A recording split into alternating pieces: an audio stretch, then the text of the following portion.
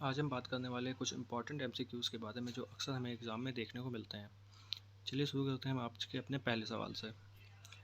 आज का हमारा पहला सवाल है, what is the most common adverse effect of antibiotic use to treat gram negative bacteria.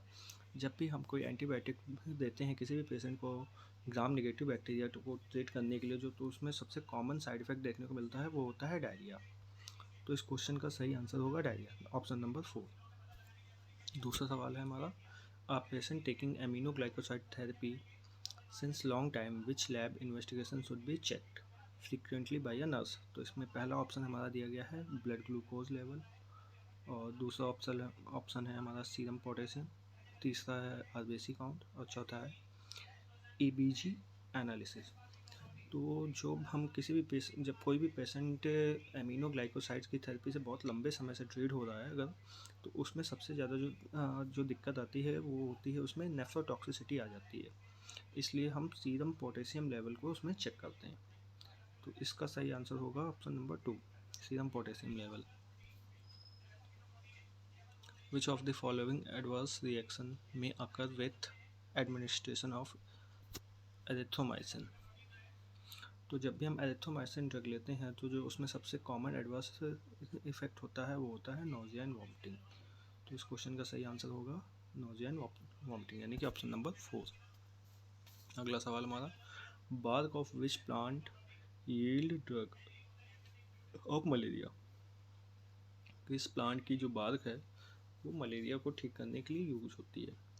तो इसका पहला ऑप्शन दिया है सिंकोना, दूसरा है क्वेरस, तीसरा है बेटुला और चौथा है यूकेलिप्टस। तो इस क्वेश्चन का सही आंसर होगा सिंकोना।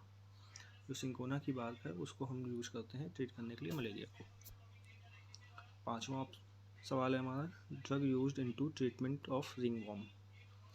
तो जो ड्रग हम यूज़ करते हैं रिंगवॉर्म इन्फेक्शन को ट्रीट करने के लिए, तो पहला ऑप्शन दिया गया है हमारा एंटीबॉडीज़, दूसरा है एंटी फंगल, तीसरा है एंटी वायरल, तीसरा है एंटी हेलमेंटिक। तो जो रिंगवॉर्म इन्फेक्शन होता है हमारा वो फंगल इन्फेक्शन होता है एक, तो इसमें हम एंटी फंगल ड्रग देते हैं। तो इस क्वेश्चन का सही आंसर होगा एंटी फंगल।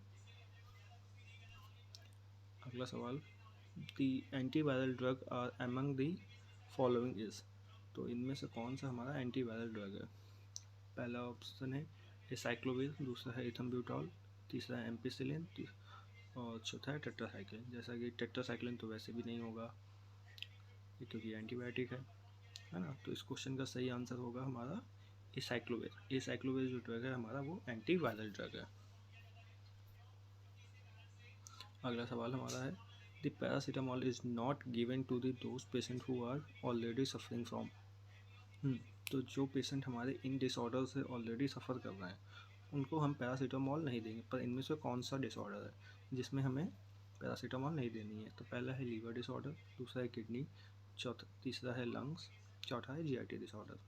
तो इस क्वेश्चन का सही आंसर होगा लीवर डिसऑर्डर। तो जो पेशेंट हमारे लीवर डिसऑर्डर से ऑलरेडी सफ़र कर रहे हैं उनको हम ज़्यादा यानी कि हाईली ज़्यादा हम पैरासीटामोल उनको नहीं दे सकते।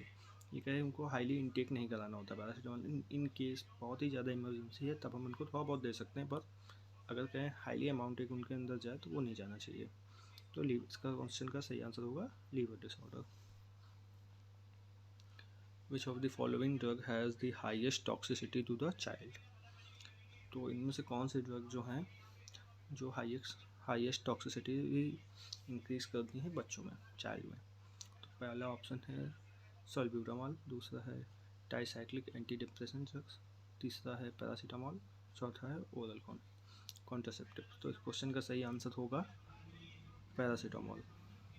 ठीक है, जो पैरासीटामॉल ड्रग्स होती हैं वो हाईएस्ट टॉक्सिसिटी इंक्रीज करती हैं बच्चों में। Next question, which one of the following analgesic drug lakhs anti inflammatory action. तो जो एनाल्जेसिक कौन सी ऐसी एनाल्जेसिक ड्रग है जो एंटी इन्फ्लामेटरी एक्शन भी हमारा शो करती है। तो ठीक है, तो पहला ऑप्शन दिया है पायरोक्सिकिन, दूसरा है डाइक्लोफिनेक सोडियम, तीसरा है पैरासीटामॉल और चौथा है आइब्रोग्लूफिन। तो जो पैरासीटामॉल है हमारा वो ही एक ऐसी ड्रग है इनमें से जो हमारा एंटी इन्फ्लामेटरी एक्शन भी शो करती है साथ में। तो इस क्वेश्चन का सही आंसर होगा पैरासीटामॉल। अगला सवाल हमारा, what is the chemical name of aspirin, यानी कि ASA। एस्पिरिन का हमारा केमिकल नेम क्या होगा? पहला ऑप्शन दिया है हमारा asterisk salicylic acid, acetyl salicylic acid, acetone salicylic acid, amide salicylic acid. तो इस क्वेश्चन का सही आंसर होगा एसिटाइल सैलिसिलिक एसिड, यानी कि ऑप्शन नंबर 2। तो एस्पिरिन का जो IUPAC नेम होगा, केमिकल नेम होगा हमारा, वो होगा एसिटाइल सैलिसिलिक एसिड।